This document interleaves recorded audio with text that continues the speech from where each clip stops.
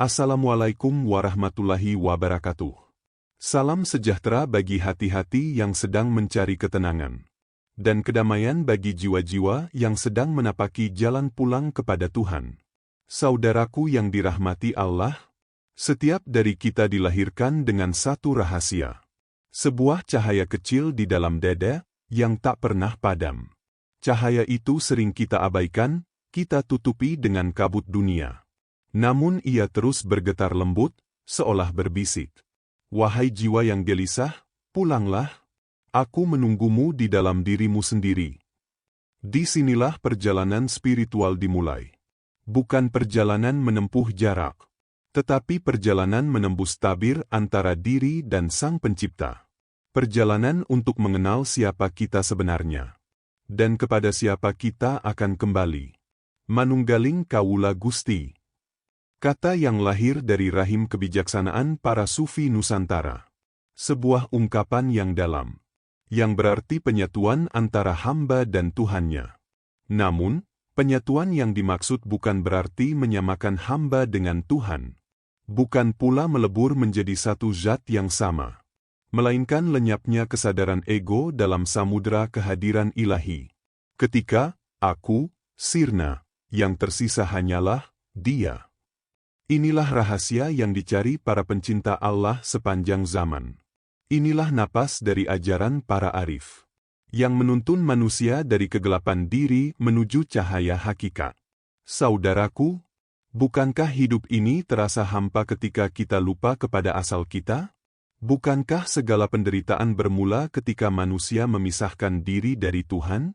Padahal, sesungguhnya, tak ada yang jauh darinya. Tuhan tidak pernah pergi. Kitalah yang berpaling. Ia tidak pernah bersembunyi. Kitalah yang menutup mata hati. Dan setiap detak jantung kita sejatinya adalah panggilannya. Setiap napas adalah bisikan lembut dari kasih-Nya. Setiap kesedihan adalah ketukan halus dari tangan-Nya, yang mengingatkan, kembalilah, wahai hambaku, kepada Aku yang selalu menanti. Maka marilah, kita duduk dengan tenang, meletakkan segala hiruk-pikuk dunia, dan membuka hati seluas-luasnya. Kita tidak akan berbicara tentang banyak teori, tidak pula berdebat tentang dogma, karena kebenaran sejati bukan untuk diperdebatkan, tetapi untuk dialami di dalam kesadaran. Kita akan menapaki bersama jalan menuju pengenalan diri, jalan menuju tauhid sejati, di mana aku dan Dia tidak lagi dipisahkan oleh tabir keakuan. Dalam perjalanan ini, kita akan belajar bagaimana manusia, dengan segala kelemahan dan kerinduan, dapat mencapai kedalaman makna dari Manunggaling Kawula Gusti. Penyatuan antara hamba dan Tuhan, bukan dalam bentuk, tetapi dalam kesadaran cinta. Sebuah cinta yang meniadakan jarak, menyembuhkan luka, dan mengantarkan jiwa kembali kepada sumbernya, yakni Allah, Sang Cahaya di atas segala cahaya. Selamat datang, wahai jiwa-jiwa yang rindu. Mari kita menapaki jalan sunyi ini bersama, dengan hati yang lembut, dengan langkah yang perlahan, dan dengan harapan hanya satu, agar dalam setiap helaan napas, kita semakin mengenal siapa diri kita, dan semakin mengenal siapa Tuhan kita. Kita mulai perjalanan ini, perjalanan menuju penyatuan, perjalanan menuju cahaya, perjalanan menuju Manunggaling Kawula Gusti. Ada satu suara halus dalam diri manusia yang tak pernah benar-benar diam. Ia berbicara dalam kesunyian, dalam jeda antara dua napas, dalam sepi malam ketika segala hiruk-pikuk dunia terlelap. Suara itu bertanya, siapakah aku ini sebenarnya? Dari manakah aku datang, dan kemanakah aku akan kembali? Pertanyaan itu sederhana, namun mampu mengguncang seluruh fondasi kehidupan. Sebab ketika manusia berhenti sejenak dari kesibukannya, dari kejaran dunia yang tak bertepi, ia mulai mendengar panggilan itu. Sebuah panggilan dari kedalaman jiwa yang merindukan asalnya. Dalam bahasa para sufi, panggilan itu adalah rindu ruh kepada Tuhannya. Karena sesungguhnya, manusia bukan hanya tubuh yang hidup di bumi, melainkan juga cahaya ilahi yang terjebak dalam jasad fana.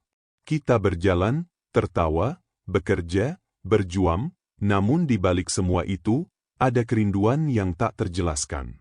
Kerinduan untuk kembali kepada yang satu. Dalam kebudayaan Jawa kuno, kerinduan itu disebut dengan satu istilah yang syarat makna. Manunggaling kawula Gusti. Yakni, bersatunya hamba dengan Tuhannya. Namun bukan bersatu secara jasmani, bukan menjadi Tuhan secara wujud. Melainkan menyadari bahwa tiada jarak antara hamba dan Tuhannya. Karena Tuhan selalu hadir di dalam diri setiap makhluk. Bukankah Allah sendiri telah berfirman, "Dan kami lebih dekat kepadanya daripada urat lehernya." Kedekatan itu bukan kedekatan ruang, melainkan kedekatan kesadaran. Tuhan tak pernah jauh. Yang jauh hanyalah hati manusia yang tertutup oleh kabut ego, ambisi, dan ketakutan.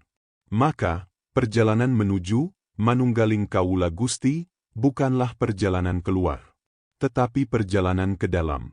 Perjalanan menyelam ke kedalaman jiwa, hingga kita menemukan Sang Kekasih yang selama ini bersemayam dalam diri.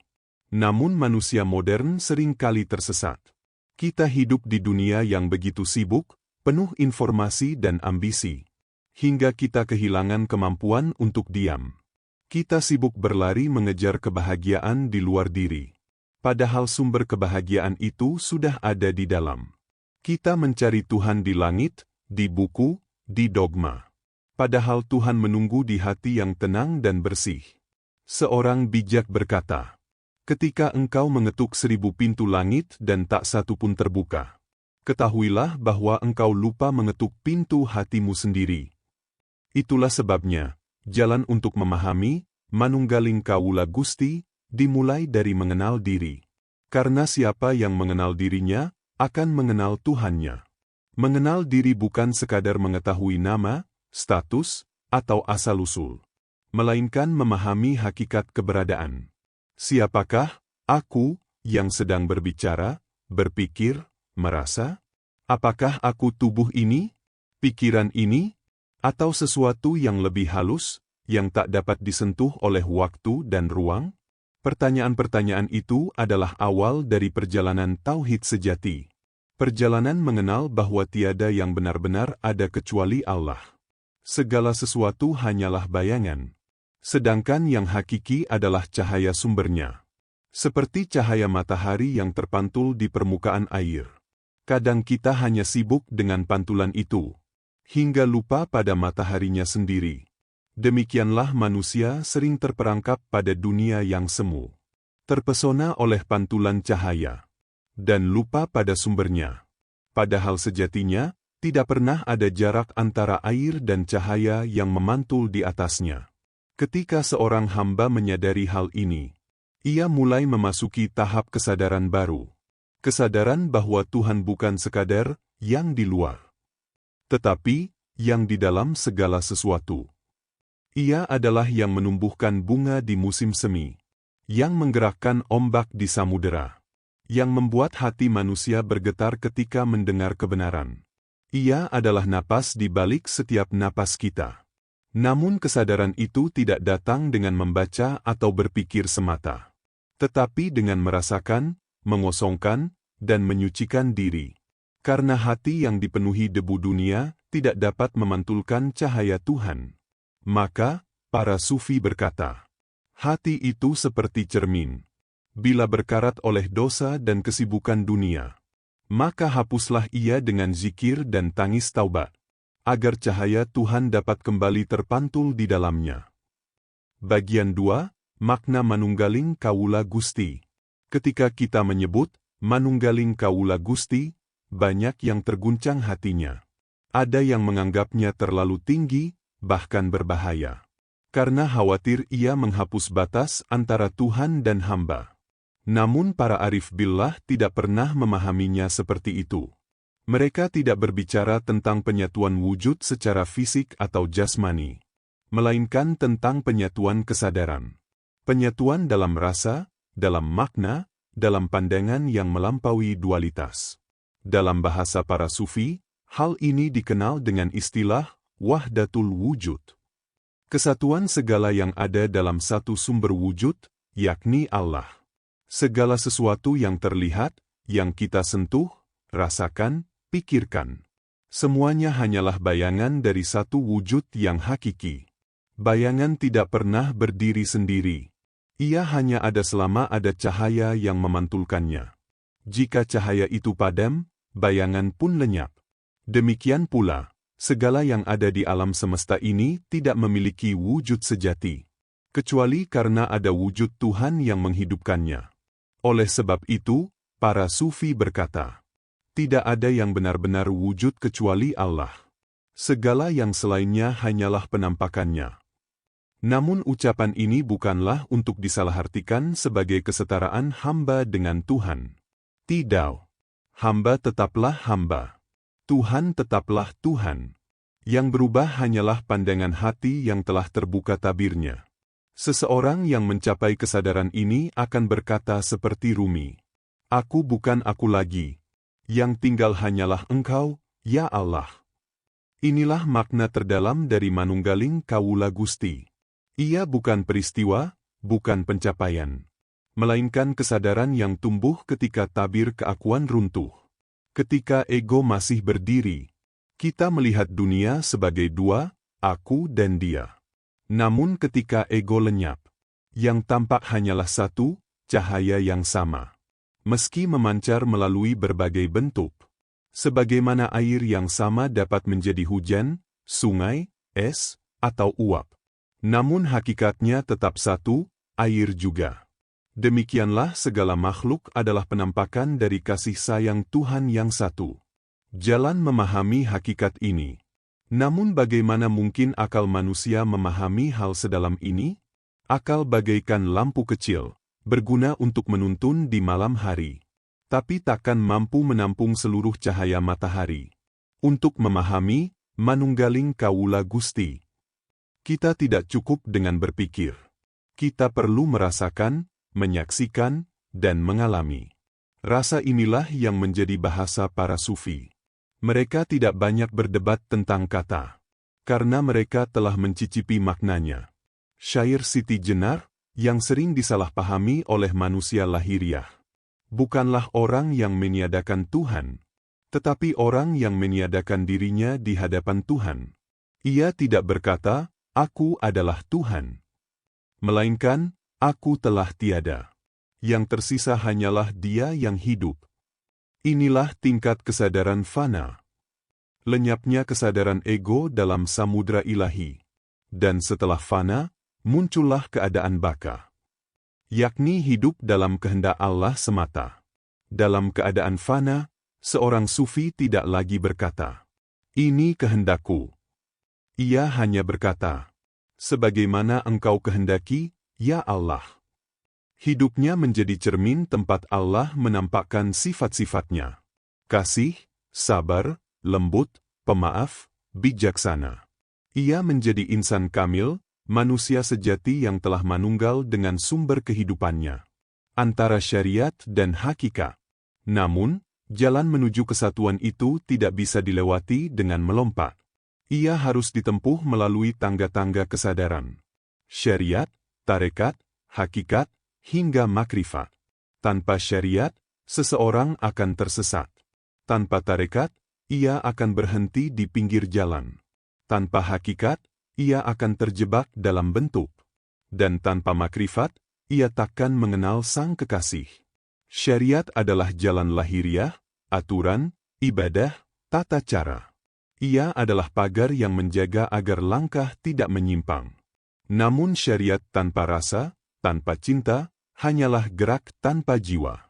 Oleh karena itu, para sufi berkata, syariat ibarat kapal, hakikat ibarat samudra. Kapal dibutuhkan untuk menyeberang. Tapi tujuan sejatinya adalah sampai ke samudra itu sendiri.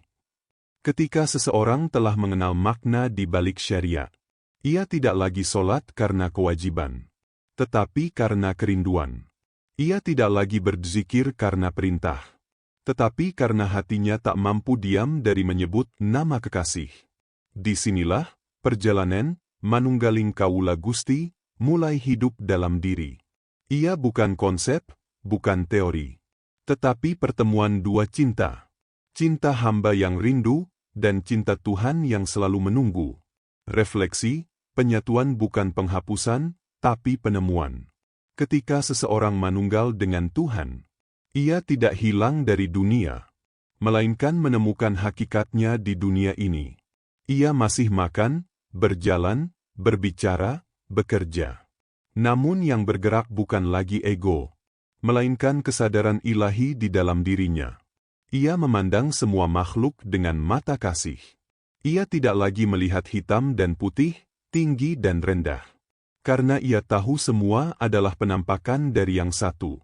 Dalam pandangan orang biasa, ia seperti hidup di dunia. Tapi dalam pandangannya sendiri, ia sedang hidup di hadirat Allah setiap saat. Itulah mengapa para sufi sering tersenyum ketika diuji. Karena mereka melihat ujian bukan sebagai musibah, melainkan panggilan untuk lebih dekat kepadanya. Ketika engkau lenyap dari dirimu sendiri, engkau tidak kehilangan apapun. Justru saat itulah engkau menemukan segalanya. Inilah inti dari manunggaling kaula Gusti. Penemuan diri sejati di hadirat Tuhan. Bukan menyatu untuk menjadi Tuhan, tetapi menyatu untuk tidak lagi terpisah darinya. Sebab sejatinya, sejak awal pun kita tidak pernah benar-benar terpisah. Bagian 3, Jalan menuju kesadaran diri. Di antara segala perjalanan yang pernah ditempuh manusia, tidak ada yang lebih panjang dan lebih sukar daripada perjalanan menuju diri sendiri. Kita bisa menjelajah lautan, menaklukkan gunung, bahkan menembus langit dengan ilmu. Namun banyak manusia yang tak pernah benar-benar mengenal siapa dirinya. Ia mengenal dunia, mengenal orang lain, mengenal sejarah dan teknologi. Tapi ketika ditanya, siapakah engkau sebenarnya? Ia hanya diam, kehilangan kata. Padahal, di sanalah awal dari segala pengetahuan. Ma'rifat an-nafs, mengenal diri. Dan dari sana pula lahir ma'rifatullah, mengenal Tuhan. 1. Siapakah aku yang sebenarnya? Setiap manusia hidup dalam 3 lapisan. Tubuh, jiwa, dan ruh. Tubuh adalah rumah. Jiwa adalah penghuninya. Sedangkan ruh adalah cahaya yang berasal dari Allah. Kita sering menyangka bahwa, aku, ini adalah tubuh. Padahal tubuh hanyalah pakaian sementara. Hari ini ia kuat, besok mungkin rapuh. Hari ini ia hidup, esok mungkin menjadi tanah. Maka jelaslah bahwa, aku, sejati bukanlah tubuh. Lalu apakah, aku, adalah pikiran, perasaan, dan ingatan? Itu pun bukan. Sebab pikiran berubah, perasaan berganti, dan ingatan bisa hilang. Jadi, siapakah, aku, yang tetap ada bahkan ketika tubuh tidur, pikiran diam, dan perasaan hening? Para sufi berkata, aku sejati adalah ruh. Percikan cahaya ilahi yang ditiupkan Allah ke dalam jasad manusia. Bukankah Allah berfirman, kemudian aku tiupkan ke dalamnya ruhku. Maka di dalam diri manusia ada satu rahasia besar, napas Tuhan itu sendiri. Ia adalah asal kerinduan, asal cinta, asal kesadaran. Ketika kita lupa pada hakikat itu, hidup menjadi gelap. Namun ketika kita ingat, hidup menjadi terang meski dalam kesulitan. 2. Ego, tabir yang menutupi cahaya. Tapi mengapa manusia tidak bisa langsung merasakan kehadiran Tuhan di dalam dirinya? Karena ada tabir, tirai yang menutupi cahaya itu. Tabir itu bernama nafsu dan ego. Ego adalah kesadaran palsu yang berkata, aku. Ia menganggap dirinya pusat segalanya. Aku berbuat, aku memiliki, aku tahu. Padahal, sejatinya semua gerak dan daya berasal dari Allah. Kita hanya tempat manifestasinya. Selama manusia masih terikat oleh ego, ia akan merasa terpisah dari Tuhan. Ia berdoa seolah Tuhan jauh di langit. Padahal Tuhan lebih dekat daripada urat lehernya sendiri. Oleh karena itu, perjalanan spiritual bukanlah mencari Tuhan di luar. melainkan menghapus ego agar cahaya Tuhan tampak dari dalam. Seperti matahari di balik awan. Selama awan masih tebal, cahaya takkan terlihat. Tugas kita bukan menciptakan cahaya, melainkan menyingkirkan awan yang menutupinya. Para sufi menempuh jalan tazkiyatun nafs, penyucian jiwa, dengan zikir, muhasabah, sabar, dan ikhlas. Mereka mengikis satu demi satu sifat duniawi, hingga hati menjadi jernih seperti cermin. Ketika cermin itu bersih, yang terlihat bukan lagi bayangan diri, melainkan wajah sang kekasih. 3. Diam, gerbang menuju kesadaran. Banyak orang mencari Tuhan melalui banyak kata. Namun para arif menemukannya dalam diam. Karena dalam diam, ego kehilangan pegangan. Dalam diam, pikiran berhenti menilai. Dan dalam diam itulah Tuhan berbicara kepada hati. Keheningan bukan sekadar tidak bersuara, melainkan keadaan batin yang tenang, pasrah, dan hadir sepenuhnya. Ia adalah keadaan zikir kalbi. Ketika hati terus menyebut namanya tanpa suara. Seperti air yang mengalir di bawah tanah. Seorang guru sufi berkata, ketika engkau benar-benar diam, engkau akan mendengar Tuhan berbicara melalui setiap napasmu. Maka berdiam dirilah bukan dalam malas, tapi dalam sadar. Duduklah sejenak, rasakan napasmu keluar dan masuk. Dan sadari bahwa di setiap hembusan itu, ada kasih Allah yang terus menghidupimu. Ketika kesadaran ini tumbuh, zikir tidak lagi menjadi beban, melainkan napas alami jiwa. Dan di sanalah perjalanan menuju manunggal itu bermula. 4. Dari syariat ke hakikat. Setiap perjalanan dimulai dari langkah pertama. Dalam jalan tasawuf, langkah pertama adalah syariat. Tanpa syariat, jalan spiritual akan kehilangan arah. Syariat menuntun manusia untuk disiplin dalam ibadah, menundukkan hawa nafsu, dan menjaga hati dari kesalahan. Ia ibarat peta agar kita tidak tersesat di padang ego yang luas. Namun ketika seseorang telah istiqomah dalam syariat, ia akan mulai merasakan sesuatu di balik bentuk ibadahnya. Solat tak lagi sekadar gerak tubuh, tapi pertemuan antara hamba dan kekasih. Ia mulai masuk ke tarekat, jalan penyucian dan pembimbingan hati. Di sini, zikir menjadi napas, doa menjadi dialog, dan sabar menjadi seni hidup. Ketika ia terus berjalan dengan bimbingan mursyid dan kesungguhan, ia akan sampai pada hakikat, yakni melihat kebenaran di balik segala sesuatu. Dan dari hakikat lahirlah ma'rifat, pengetahuan sejati yang lahir dari penyaksian langsung, syuhud. Ia bukan lagi mendengar tentang Tuhan, tetapi merasakan kehadirannya di setiap detik kehidupannya. 5. Mengenal Tuhan lewat cermin diri. Manusia adalah cermin Tuhan. Dalam diri manusia, Allah menampakkan sifat-sifatnya. Ilmunya melalui akal, kasihnya melalui hati, kehendaknya melalui perbuatan baik. Namun cermin ini sering buram. Maka tugas manusia adalah membersihkannya dengan cinta, zikir, dan amal. Ketika cermin itu bersih, manusia akan melihat bahwa yang ia cintai selama ini bukan dunia, melainkan bayangan Tuhan di dunia. Ia mencintai keindahan karena keindahan adalah sifat Tuhan.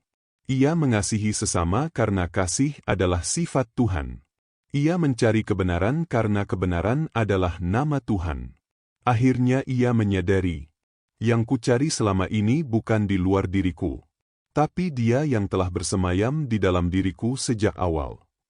6. Titik balik kesadaran. Dan pada saat itulah, hati menjadi tenang. Ketika seseorang benar-benar mengenal dirinya, ia berhenti berperang dengan hidup. Ia tidak lagi merasa terpisah, tidak lagi takut. Karena ia tahu semua berasal darinya dan akan kembali kepadanya. Inilah yang disebut oleh Al-Quran. Wahai jiwa yang tenang, kembalilah kepada Tuhanmu dengan ridha dan diridhai. Ketika ayat ini hidup di hati seseorang, ia tidak lagi beribadah karena takut neraka atau berharap surga, tetapi karena cinta. Ia tidak lagi mencari Tuhan, karena ia telah hidup bersamanya setiap saat. Inilah hakikat perjalanan mengenal diri. Perjalanan kembali dari kesibukan menuju keheningan. Dari ego menuju fana. Dari dualitas menuju kesatuan. Ketika manusia telah sampai di sana, ia akan memahami makna sejati dari Manunggaling Kawula Gusti. Bukan penyatuan dua wujud, melainkan kesadaran bahwa sejak awal pun, tiada dua yang benar-benar terpisah. Bagian 4, membersihkan cermin jiwa. Setiap hati manusia sejatinya adalah cermin. Cermin itu diciptakan bening, jernih, dan memantulkan cahaya Tuhan dengan sempurna. Namun seiring waktu, cermin itu tertutup oleh debu dunia, oleh kabut nafsu, oleh noda kesombongan dan kesedihan yang tak disucikan. Dan selama debu itu belum dibersihkan, cahaya Tuhan tak akan benar-benar tampak di dalam diri manusia.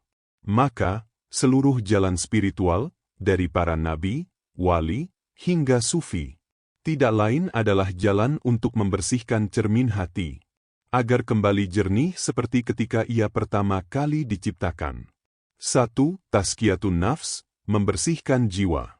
Allah berfirman, "Sungguh beruntunglah orang yang menyucikan jiwanya, dan sungguh merugilah orang yang mengotorinya."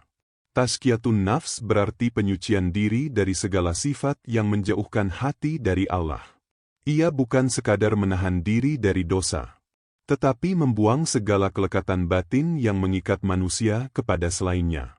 Nafsu tidak selalu berarti kejahatan. Ia adalah tenaga hidup yang netral. Namun jika tak dikendalikan, ia akan menjadi tiran yang memperbudak jiwa. Nafsu berkata, "Aku ingin ini, aku harus punya itu, aku tidak mau begini, aku tidak terima begitu." Dan setiap kali kita tunduk pada suara itu, tabir antara kita dan Tuhan semakin tebal. Penyucian jiwa berarti belajar untuk mendengar suara lain. Suara lembut yang datang dari kedalaman hati. Yang tidak menuntut, tidak memaksa, tapi memanggil dengan kasih. "Kembalilah kepadaku." Dalam dunia sufi, perjalanan jiwa melalui beberapa tingkat. Nafsu ammarah, yang selalu memerintah kepada keburukan. Nafsu lawwah, yang mulai sadar dan menyesali kesalahan. Hingga nafsu mutmainah, jiwa yang telah tenang dalam kehendak Allah. Setiap tahap membutuhkan mujahadah, perjuangan batin. Ia bukan perang melawan orang lain, melainkan perang melawan diri sendiri. Dan ini adalah jihad terbesar sebagaimana sabda Nabi. Kita kembali dari jihad kecil menuju jihad yang besar, jihad melawan nafsu. 2. Zikir, menyiram jiwa dengan cahaya. Setelah cermin dibersihkan, ia harus dipelihara agar tetap bening. Inilah fungsi zikir, menyiram hati dengan cahaya kehadiran Allah. Zikir bukan hanya lafaz di lidah, tapi kesadaran terus-menerus akan kehadiran Tuhan dalam setiap detik hidup. Seorang arif berkata, "Zikir bukan berarti mengingat Allah setelah melupakannya, tapi hidup dalam keadaan tidak pernah lupa." Ketika lidah menyebut Allah, dan hati ikut bergetar bersama nama itu, maka gelombang kasih Tuhan masuk ke dalam jiwa, membersihkan luka-luka yang tak pernah disadari. Zikir adalah cahaya yang menembus kegelapan, adalah air yang menyucikan bara amarah, adalah pelukan ilahi yang menenangkan hati yang terluka. Semakin sering seorang hamba berzikir dengan sadar, semakin hatinya menjadi bening, dan semakin ia mampu melihat Tuhan di balik segala sesuatu. 3. Fana, lenyapnya ego dalam samudra ilahi. Setelah hati bersih dan zikir menghidupkan kesadaran, datanglah satu pengalaman ruhani yang dalam, fana, yakni lenyapnya kesadaran ego dalam kehadiran Allah. Fana bukan berarti kehilangan akal, bukan pula lenyap dari dunia, melainkan lenyapnya kesadaran, aku, yang berdiri sendiri. Seorang sufi berkata, "Fana adalah ketika engkau tidak lagi berkata, 'Aku berbuat,' karena engkau tahu bahwa semua adalah perbuatannya." Pada tahap ini, seorang hamba tidak lagi melihat dirinya sebagai pusat, melainkan sebagai saluran kehendak Tuhan. Ia berbicara dengan kasih, karena Tuhan adalah kasih. Ia bekerja dengan jujur, karena Tuhan adalah Al-Haq, yang maha benar. Ia menolong dengan lembut, karena Tuhan adalah Ar-Rahman, maha pengasih. Dalam keadaan fana, segala sesuatu terasa seperti mengalir dari satu sumber, Allah. Hamba tidak lagi merasa memiliki apapun, karena ia tahu semua hanyalah titipan. Ia tidak lagi menentang takdir, karena ia tahu semua adalah tarian kasih ilahi. 4. Baka, hidup bersama Tuhan. Namun perjalanan tidak berhenti di fana. Setelah ego lenyap, muncul tahap baka, yakni hidup bersama Tuhan dengan kesadaran penuh. Jika fana adalah lenyapnya diri, maka baka adalah hidupnya diri bersama kehendak Allah. Hamba yang baka tidak keluar dari dunia, melainkan hadir di dunia dengan kesadaran ilahi. Ia makan, bekerja, tersenyum, berdakwah, mengajar. Tapi semua dilakukan dalam keadaan bersama Allah. Ia tidak lagi berkata, "Aku mencintai Tuhan." Karena ia menyadari bahwa cintanya pun berasal dari Tuhan. Ia tidak lagi berkata, "Aku dekat dengan Allah."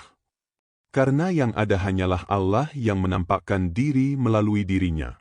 Inilah puncak dari manunggaling kaula Gusti. Ketika hamba hidup bukan lagi dengan dirinya, melainkan dengan dan karena Allah. Sebagaimana firman Allah dalam hadits qudsi, "Hambaku senantiasa mendekat kepadaku dengan amal-amal sunnah hingga aku mencintainya.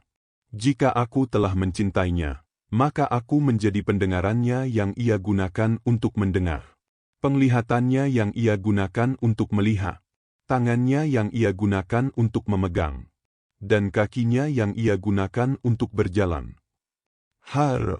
Bukhari. Itulah keadaan baka. Hidup sepenuhnya dalam kehendak ilahi, tanpa kehilangan kemanusiaan, tapi justru memanifestasikan kemuliaan kemanusiaan sejati. 5. Refleksi, jalan sunyi menuju terang. Penyucian jiwa bukan perjalanan ramai, melainkan perjalanan sunyi. Tidak semua orang akan memahami langkahmu, karena ini bukan jalan untuk dipamerkan, melainkan jalan untuk disembunyikan dalam hati. Di sepanjang jalan ini, engkau akan diuji oleh kesepian, oleh keraguan, oleh kehilangan. Sebab setiap debu ego harus dihapus satu persatu. Namun ketahuilah, setiap luka yang engkau terima di jalan ini adalah cara Tuhan membersihkanmu. Jika engkau sabar, engkau akan melihat bahwa di balik setiap rasa sakit, ada tangan Allah yang sedang memoles cermin jiwamu. Dan ketika akhirnya cermin itu jernih, engkau akan melihat bukan lagi wajahmu, tetapi wajahnya yang sejak awal selalu ada di sana. Barang siapa melihat dirinya dengan jernih, ia akan melihat Tuhannya dengan terang. Itulah puncak pembersihan. Ketika engkau menyadari bahwa yang memandang, yang dipandang, dan yang tampak adalah satu kesadaran yang sama, Allah. Bagian V, hidup dalam kesadaran ilahi. Ketika seorang hamba telah melalui jalan panjang penyucian diri, melewati gelapnya ego dan samudera kerinduan, maka pada akhirnya ia sampai pada satu keadaan tenang dalam hadirat Allah. Ia tidak lagi mencari, karena yang dicari sudah ditemukan. Ia tidak lagi berlari, karena sudah sampai. Namun anehnya, meski ia telah sampai, ia tetap berjalan. Karena bagi seorang arif, sampai bukan berarti berhenti, melainkan hidup bersama Allah dalam setiap gerak dan diam. 1. Dunia bukan lagi penjara, tapi cermin. Bagi orang yang belum mengenal diri, dunia terasa sempit dan melelahkan. Ia berlari dari satu keinginan ke keinginan lain, namun selalu merasa kosong. Tapi bagi orang yang hidup dalam kesadaran ilahi, dunia tidak lagi menjadi penjara, melainkan cermin tempat ia menyaksikan Tuhan. Ia melihat matahari terbit dan berkata, "Itu adalah cahaya kasih Allah yang menyingkap kegelapan hatiku." Ia melihat hujan turun dan berkata, Itu rahmat Tuhan yang membersihkan bumi sebagaimana Ia membersihkan jiwaku. Ia menatap wajah manusia dan berkata, di balik setiap wajah ada wajah yang satu. Maka Ia tidak lagi memisahkan antara dunia dan Tuhan, antara lahir dan batin, antara ibadah dan kehidupan. Segalanya menjadi satu tarikan napas kesadaran. Tiada yang bukan darinya, tiada yang terpisah darinya. 2. Insan kamil, cermin sempurna Tuhan. Inilah keadaan insan kamil, manusia sejati, yang menjadi tempat Allah menampakkan nama-nama dan sifat-sifatnya. Ia lembut karena Allah Maha Lembut. Ia penyayang karena Allah Maha Penyayang. Ia adil karena Allah Maha Adil. Dan Ia pemaaf karena Allah Maha Pengampun. Hidupnya bukan lagi miliknya, melainkan hidup Allah yang menampakkan diri melalui dirinya. Ia tidak lagi merasa perlu memiliki apapun, karena Ia telah menemukan sumber dari segala sesuatu. Dalam dirinya, syariat, hakikat, dan makrifat bersatu dalam harmoni.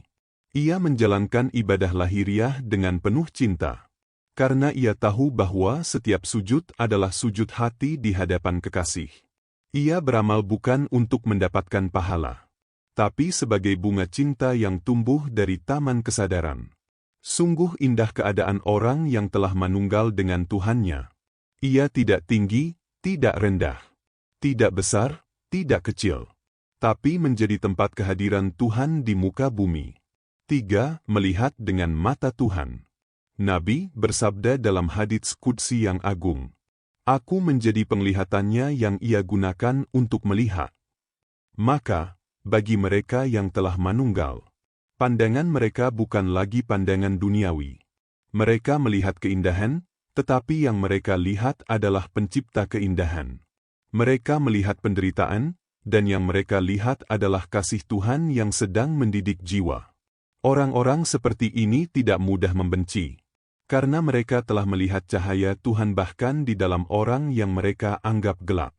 Mereka tidak mudah menilai, karena mereka tahu setiap makhluk berada dalam perjalanan menuju kesempurnaannya. Mereka tidak membedakan antara sakral dan profan, karena bagi mereka setiap detik adalah tempat berjumpa dengan Allah. Makan adalah zikir, tidur adalah zikir, bekerja adalah zikir. Semuanya menjadi ibadah, karena hati mereka selalu dalam keadaan hadir bersamanya. 4. Hidup tanpa rasa takut dan keinginan. Ketika kesadaran ilahi telah menetap di hati seseorang, rasa takut lenyap, rasa cemas pun sirna.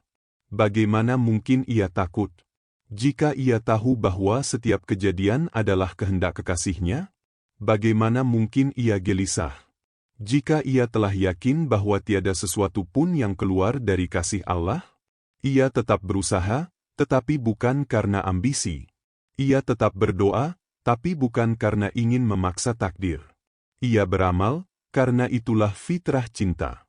Ia hidup dalam keadaan ridha, menerima segala yang datang sebagai bagian dari tarian ilahi yang agung. Ia tidak lagi berkata, "Mengapa ini terjadi padaku?" Melainkan, apa yang ingin Allah ajarkan kepadaku melalui ini? Ridha membuat hidupnya damai.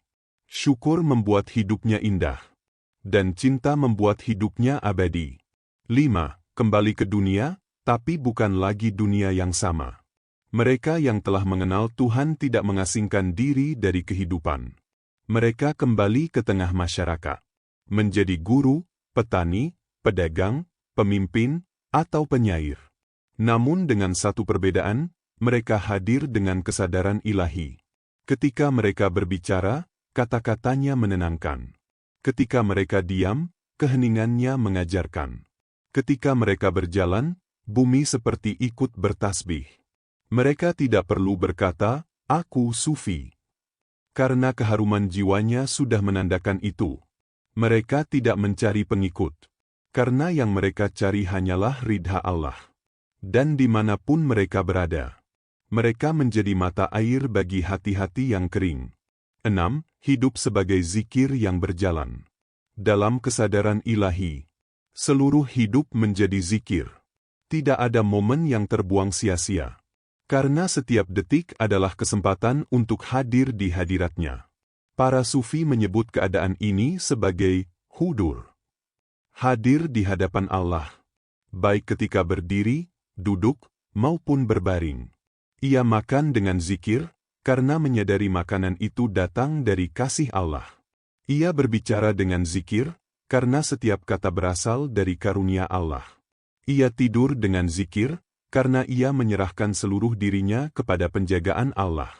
Dengan begitu, hidupnya menjadi ibadah yang tak terputus. Hidupnya bukan lagi tentang mencari Tuhan, tetapi menjadi tempat Tuhan berdiam. 7. Kesimpulan, kembali ke keheningan, menyatu dalam cinta. Akhir dari perjalanan ini bukanlah kemegahan, bukan pengakuan, bukan pengetahuan, melainkan keheningan yang penuh cinta. Ketika hati telah benar-benar mengenal Tuhan, kata-kata pun berhenti. Yang tersisa hanyalah senyum lembut dan air mata syukur. Sebab ia menyadari bahwa yang ia cari selama ini tidak pernah pergi. Bahwa yang ia sebut Tuhan selama ini bukan di langit, tetapi selalu bersemayam di dalam hatinya.